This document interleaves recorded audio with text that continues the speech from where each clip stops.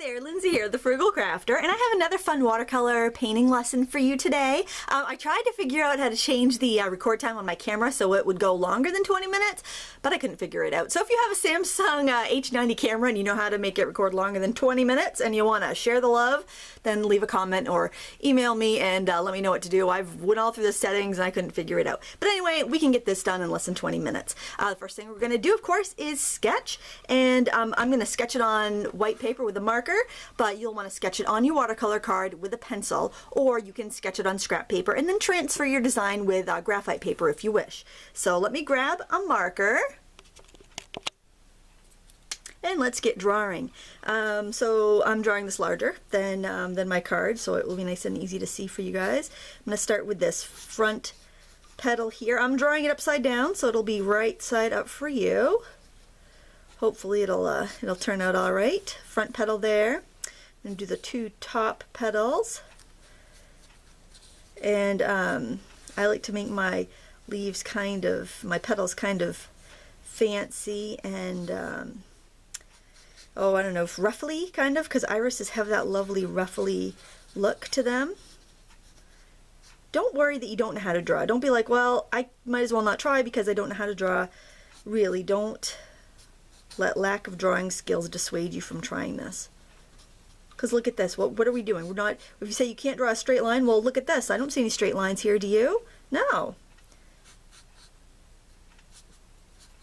And we'll need to leave little spaces out for where the beards on our irises are. And so if you're drawing with a pencil, you can go in and erase if you need to. And I'm just going to draw the kind of hip of the flower where it comes in. Draw another bud coming up over here. None of my cards that I've done with this iris sketch look the same. Every time I do it, it's a little bit different. And if you need to pause the video, then you can, and catch up on the sketch, and then we're going to go ahead and we are going to do our painting. So go ahead and pause it now if you need to, and then we're going to start painting. I have sketched this out onto a watercolor card already. I'm going to move it over here, move my palette over a little bit more so you can see as I mix my colors. And we're using a couple different things today. We're going to use a piece of paraffin wax. I used a knife and I just kind of cut a few edges sharp. Just paraffin, just, you know, canning wax, or a white crayon, or an old hunk of candle. And we're also going to use a piece of credit card that we've cut down. Whenever you get an old gift card or credit card, it's all done with, you don't need it anymore. Slice it up and keep them for watercolor painting. It's the best tool and it's free. You will not find a better tool for making detailed lines than a credit card. Alright, so first thing we're going to do is take our wax, and if you notice the white on this card, we've got this is kind of batik looking effect to these ruffles, and that's what we're going to do. So try not to be perfect. You're just going in and you're scraping some of this wax across. I added a couple grasses because my sketch here on this one looked a little blah, so I just added a few grasses. I've grown irises before, so I know what the grasses look like, so I just threw some in. So that's where your personal observation comes in. You can add things you know to be true about the different things that you sketch and draw. Alright, so I don't want to go too crazy, because if I put too much wax in there, then my paint's not going to stick at all. This wax will resist the paint. Alright, so then I'm going to use a round brush. I'm using, I think this is a number 5. Use whatever you have. And I'm going to wet a few of the petals. You don't have to get right up to the edge, but get pretty close. I like a concentration of color along the edges. And I'm just going to wet a few petals that aren't too close together, because I won't have to worry about the colors running into each other. Actually, I can probably wet just about all of them because they are spaced pretty far apart. If you have any places where you have underturned petals, leave those dry for now, because we'll want to go in later and add a different concentration of color, probably a little bit lighter so they stand out. Alright, so I've got those petals all wet, and then I'm going to use a pre-made purple because it's a little bit brighter and clearer because it's a dye-based color. If you don't have pre-made purple, you can mix your alizarin crimson and your your ultramarine blue and make a nice purple that way. The benefit to mixing those colors is that they'll tend to lift a little bit better than the pre-made purple, but the pre-made purple is just super, super vivid. I'm concentrating my color at the edges and letting the water carry it throughout the drawing. You'll notice where it comes near the wax, it is going to resist the color and give us that lovely batik look. So see, this is easy, guys. We're just kind of dabbing our brush in along the edges and letting the water do the work. I think that's the key with watercolors, let the water do the work. People say that it's the hardest medium to learn. I don't think that's the case. I think you just need to leave it alone and let it do its thing. Now to make this a little bit interesting, a little more interesting, I'm going to add a little mauve, which is more of a pinky purple. If you don't have that, add a little bit more crimson, that's fine. I'm just going to add that here and there just to give it a little bit of lovely interest. Notice I'm avoiding the area where the beard is going to be because I don't want to have to lift that out to put yellow in because these colors are not going to lift all that easily. Now, while this is wet, this is very important. And another reason you work quickly and you don't fuss with it, because we're going to have to go in and add some of the veining, and we do that with our credit card scraper. And I'm telling you, you could not, if this tool was for sale, you'd probably spend a lot of money on it because it works so good. And honestly, I rarely ever do a card without the credit card scraper. I keep a whole container of it every time I get done with a gift card. They ask me if I want to keep it, and I keep it and I cut it up and it goes in my my little container of scrapers, or it goes right in my watercolor box. You can scrape right over the wax. You're adding really nice fine lines. Go from the edge of the petal inwards towards the center, from the edge of the petal in the direction of the petal. And this, knowing exactly where to put those veins and the direction of the petal, just comes with practice, comes with observation. Once you start painting, you'll observe a lot more about the world around you. It's just becomes second nature. All right, now I want to show you how to avoid blooms. Have a paper towel and take the same brush that you were painting with. Anywhere you have a puddle, you blot your brush off here and you just kind of set it in the puddle, and that's going to soak up the extra water. And that makes it so that you don't end up with harsh, roughly edged splotches in the middle of your painting. While your painting is still wet, if you want to add a little bit more color on the edges, you can. Because if it's still pretty wet, if it's starting to dry on you, then you'll want to wait. I felt like I needed a little bit more intense color, and I didn't have any color on this petal in the center that I'd already wet, so I want to get that in there right now and go in again with my scraper. If you're painting along right now while you're watching the video and you feel like I'm rushing, go ahead and pause it and come back when you're ready at the next step. Don't feel like you have to rush.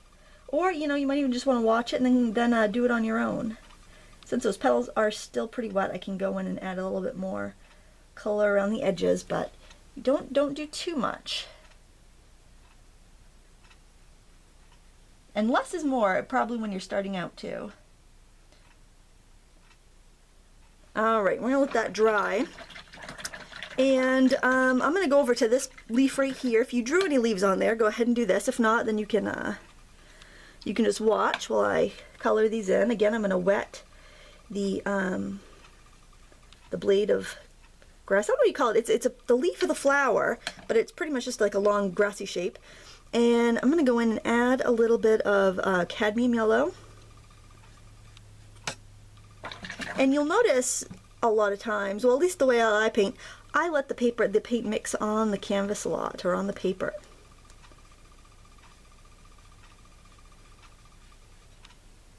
That's why I wet the petals first. I can add a little bit more concentration. If I want to define an edge, I just go in with the darker color. Just paint it right along the edge and let it do its thing. And also I try to incorporate other colors I plan on using. I know I'm going to use some yellow ochre in here, so I could just go ahead and throw the yellow ochre in there where I'm at it. I can go in painting dry too. If I have a lot of paint on my brush and I don't want to waste it, I can go in and do another petal dry. My dog is snoring. I don't know if you can hear that. She's at my feet right now snoring. I'm in a nice old nap. And I'm going to go ahead and paint the bottom parts of these buds here. The bottom part of the flower and the other bud next to it. Which, see, that's what I had. I had those two buds and I had the flower, but the way they were kind of lined up, it was too matchy and disinteresting, so that's why I went ahead and added the grasses. So I'm adding some yellow ochre to get that papery look of the petals, and I just love the way the paint looks as it starts to kind of flood around there. Some sap green, one of my favorite watercolors. It's just shades of watercolor. It's such a lovely, fresh, bright green, but it's not unnatural looking.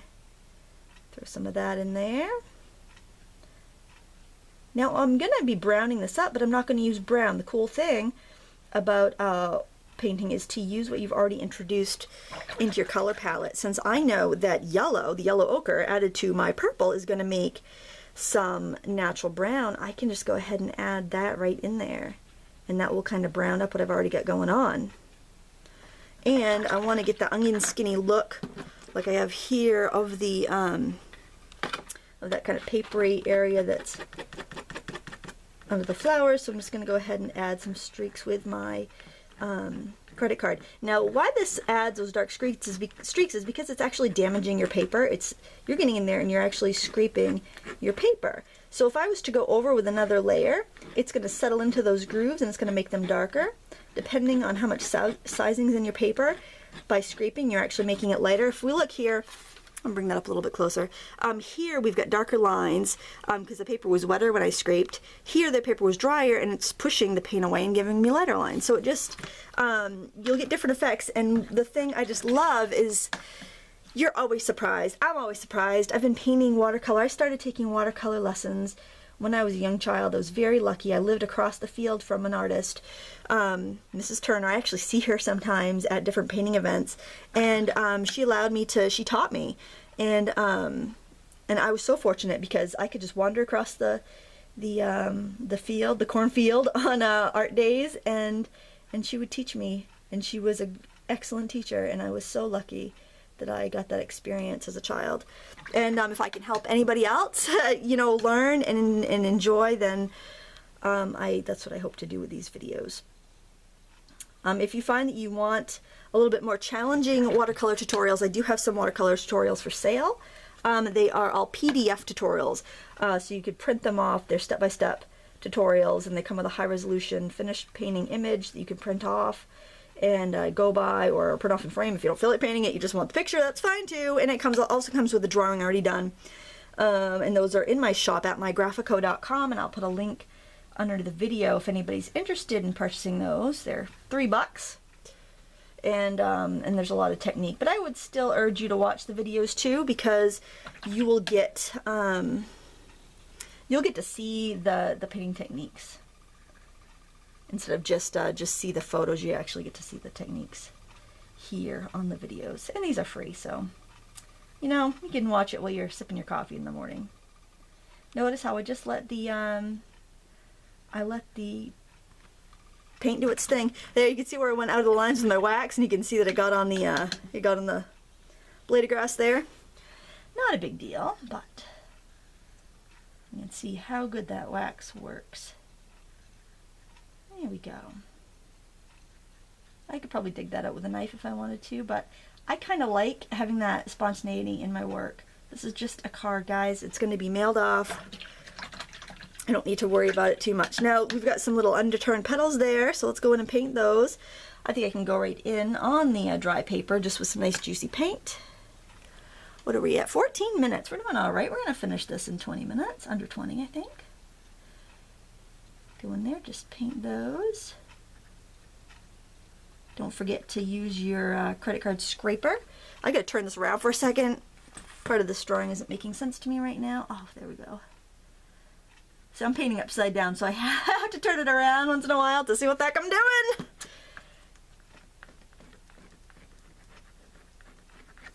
And I want a little more concentration of color right up there. Right next to where I know there's gonna be some yellow. I want that a little bit darker there. You can also put some of the vein lines in with your brush, but hold your brush. See how I'm holding mine straight up and down? It's making a 90-degree angle with the paper. That's how you will get your finest lines out of your brush. No matter what size you're using, you'll get the finest lines by using your brush at a 90-degree angle. Kind of like how you would do like Chinese calligraphy. And I try to drag my streaks from the edge of the petal to the center, because that way my the lines will get skinnier as they are pulled in. I won't do too many of these, just a few. And any of these underturned petals that you painted, you can go ahead and paint those in now. I would make them a little bit lighter than the other side just so they stand out. And if you get them too dark, just dab it with a tissue. It's no big deal. Ain't no big thing. Dab it with a tissue. And let's just streak a little bit of that under there. Now we could put some of the yellow in. I'll turn it back or right side around for you. I just had to see what the heck was going on with that picture. Didn't look quite right. Get a little bit of our yellow, cadmium yellow. And I'm just going to dab in the beards. Now that looks a little too bright and a lemony to me. That's cad yellow medium, so it's almost a very neutral. So I'm actually going to go in with my yellow ochre. And I'm going to dab a little bit in there just to warm it up a little bit more. And if you find some areas, if you feel like you need to make a better transition between the stalk and the bud and the actual petals, you can add just a little bit of green anywhere you can see an underside of a petal. Don't go too crazy with it because it will muddy up your picture if you do too much of it, but a little bit here and there will just add a little bit of harmony. And really that's about it. If you want to add some spattering, go for it. I like the spattering, so I'm going to throw a little in there, but I am going to turn this around because I like a little bit more spattering towards the bottom. Use any of the colors that you've used already. That they're all fair game. I tend to use colors I haven't used as much just to kind of add a little more balance. The wetter your brush is, the thicker the spatters you'll get. And if you don't like this, you don't have to do it. This is completely optional. I know like some of my viewers have said, Lindsay, I was fine until you started splattering, then it was just, you lost me.